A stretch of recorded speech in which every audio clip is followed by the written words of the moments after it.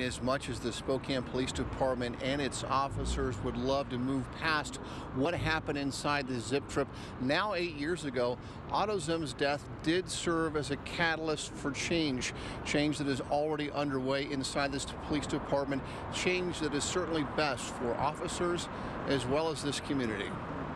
I have to begin my remarks, though, by acknowledging the tragedy that brought us here. Today, Police Chief Frank STRAUB started his use of force news conference with a use of force incident gone horribly wrong, apologizing to Otto Zehm's aunt and uncle seated in the front row. I want the Zehm family to know from me and from our department that A, we're sorry for what happened, and B, I also want you to know that Mr. Zehm did not lose his life in vain. Think of what has happened since that tragic event. Among other things, STRAUB can point to the 40 hours of training that all police officers have received to help them recognize when they're dealing with mentally ill people like Zehm. That and the new body camera program are two changes welcomed by Zehm's Uncle Dale. I do see that, yeah. And I think this is a very good start to go forward with that.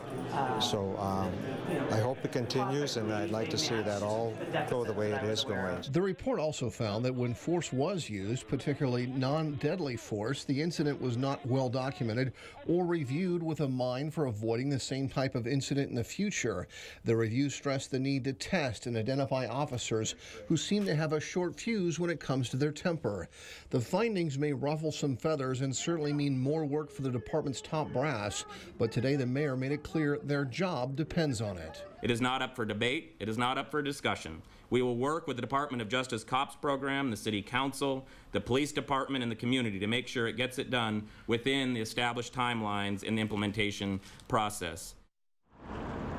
And so, Nadine, the next deadline for the Spokane Police Department comes just 6 months from now. That's when it has to go back to this list of 42 recommendations and show the Department of Justice that it is implementing those changes.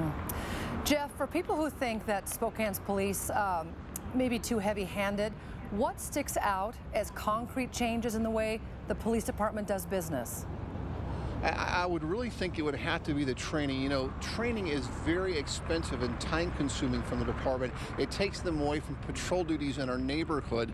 But this new study has ordered that our officers receive refresher courses like exactly when can I, should, and deploy my long gun, my rifle, and how and when should I be applying those vascular neck restraints. You know, if they're not done properly, they actually become chokeholds instead of neck restraints. In their individual interviews with these reviewers from the Department of Justice, officers expressed some concerns, confusion about this, and that's exactly why you're going to see a lot more of these officers going back through this in-service training.